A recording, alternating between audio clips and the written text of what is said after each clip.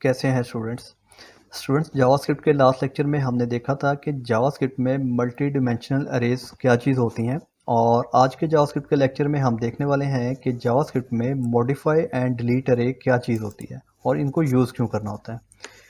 VS code मैंने students open किया हुआ है यहाँ पे और स्क्रिप्ट टैग का यूज़ कर रहा हूँ। यहाँ पे पहले हम एक सिंपल एरे बनाते हैं लेट ए नाम का, और इसमें पहला हम नाम लिख लेते हैं, फॉर एग्जांपल अहमद, और इसमें आएगा कोमा। ये एरर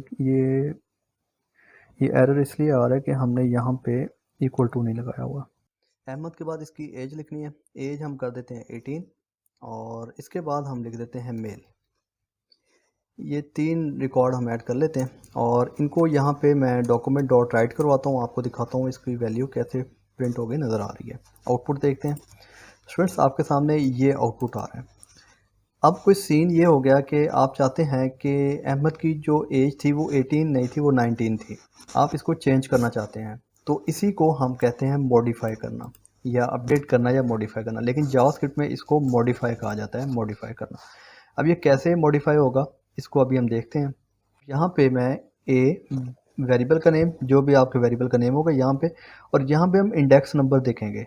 जैसा कि आपको मालूम है कि एरे जो है 0 इंडेक्स से स्टार्ट होता है। अब ये जो अहमद है इसका इंडेक्स नंबर 0 है, और एज जो है वो 1 है, मेल जो है वो 2 है इसका इंडेक्स नंबर, और हमें चेंज करनी है इसकी एज 19 करनी है। तो आप यहाँ पे लिखेंगे 1 और इक्वल टू लगा के आप यहाँ पे 19 कर देंगे। अब इसका दोबारा आउटपुट देखते हैं, तो इसी को मैं कॉपी कर लेता हूँ और यहाँ पे प्रिंट करवा देता हूँ दोबारा से डॉक्यूमेंट डॉट राइट में एक ही वैल्यू को। आउटपुट देखते हैं तो आपके सामने स्टूडेंट्स ये एज चेंज हो चुकी है। इसको बी आर भी लगा लेते हैं ताकि लाइन ब्रेक हो जाए और आपको अच्छे से नज़र आए ज़रा। यहाँ पे मैं यूज़ करूँगा प्लस का और कोटेशन लगाएंगे, और इसमें मैं ब्रेक टैग का यूज़ कर लेता हूँ। तो ये देखें स्टूडेंट्स, यहाँ पे ये पहली स्टेटमेंट आ रही है जिसमें एज आपने गलती से या मैंने गलती से 18 लिख दी थी और एज इसकी 19 थी।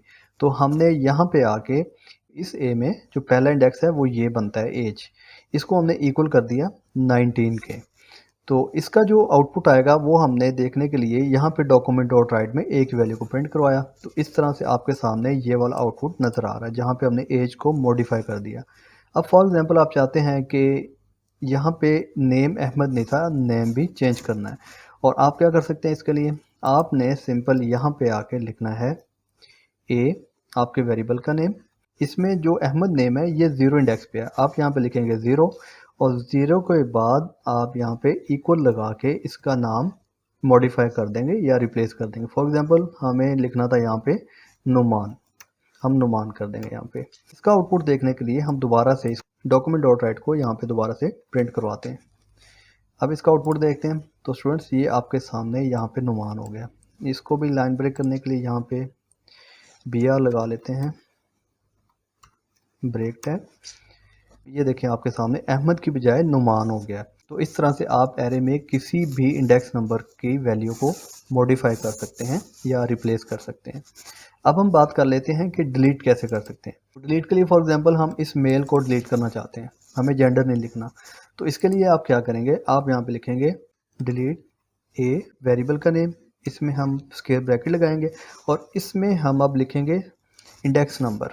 इंडेक्स नंबर क्या बनेगा मेल का, 0 1 2, इसमें आप 2 पास कर दें। 2 पास किया हमने।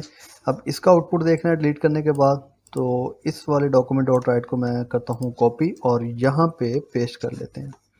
आउटपुट देखते हैं तो स्टूडेंट्स आपके सामने यहाँ पे मेल जो था वो डिलीट हो चुका है, ये नीचे नहीं आया। तो इसको लाइन ब्रेक करने के लिए हमें बेसिकली ये बी आर जो है हमें यहाँ पे लगाना था, यहाँ पे प्लस और बी आर।